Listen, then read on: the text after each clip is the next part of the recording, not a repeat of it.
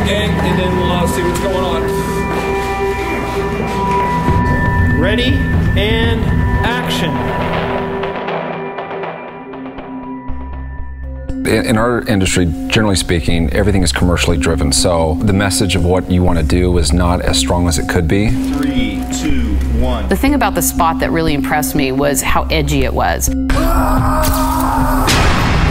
At Large Films represents directors, and one of our directors is Curly Johnson, and At Large tries to once a year help their directors develop their reels, so we do a spec spot. Usually a spec piece means you're going to make a fake commercial, but none of that really inspired me. I mean, you know, how excited are you going to get about making yet another commercial, a fake commercial about a pair of jeans or something? Curly called me several months ago and he had this idea for a voting spot. Once I started reading his treatment of the project, I thought this could be really, really cool and something that in terms of advertising you rarely get to do. It was refreshing to hear about a commercial that wasn't trying to sell something.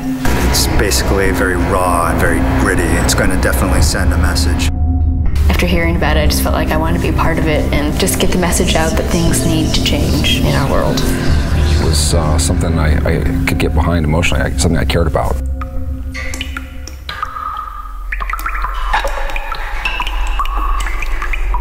So we're in this warehouse. It's totally decrepit, it's dank, it's dark. The Linton Plywood Factory is an example of industrial decay. It has been vacant so long that literally there are weeds growing through the walls. Certain rooms that we went in, you wondered if the floor was going to cave in. It had achieved a state of decrepitude that made it absolutely perfect for this project, and it basically blew every other location we looked at out of the water. It was like somebody hadn't thrown anything away in the last 30 years. It's very cold and very big, and it's rain. It's like every chainsaw movie I've ever seen. And then we hear someone struggling, and we realize that a woman is gagged and bound, and she's looking at something in terror. We cut and we see that that's a television set showing images from the Iraq War. Dan Schaefer, the storyboard artist, was integral in our preconception of this project. Originally the television was there and we were setting up angles behind it, and I said, well, what if the TV is made up of all these different things that showed the age of what was coming through the television? When we came up with the idea for the back of the television in that meeting, I almost instantaneously thought of Scott McGregor. Scott McGregor is a prop master who worked for years in Portland. Scott has always had this amazing ability to create something that, like, when you really look at it, it's like nothing you've ever seen. And I think he kind of had a great time coming sort of out of retirement to create this prop for us.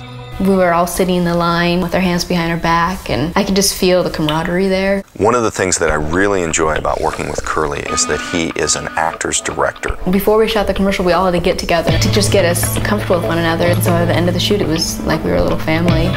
He puts the actors in a place where they can emote safely.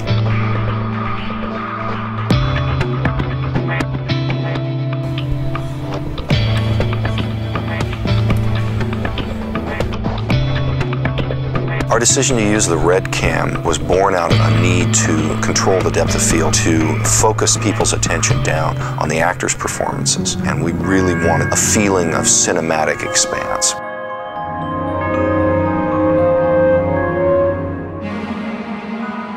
I was thinking a lot about what the soundtrack would be like, and in the past I've worked with an amazing composer, sound designer really, Greg Ives. And Greg Ives' work combines musical elements with sort of elements that are in the scene.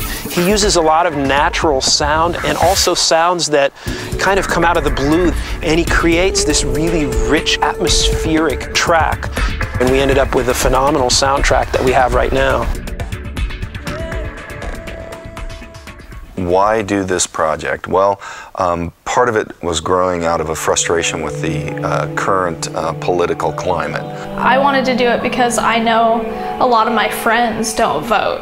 I think more young people should vote. If you want to change something, that you have the power to do it. If they want to make an impact, I think voting is probably the best way to do it. I think it's absolutely critical that we knock apathy out of the water.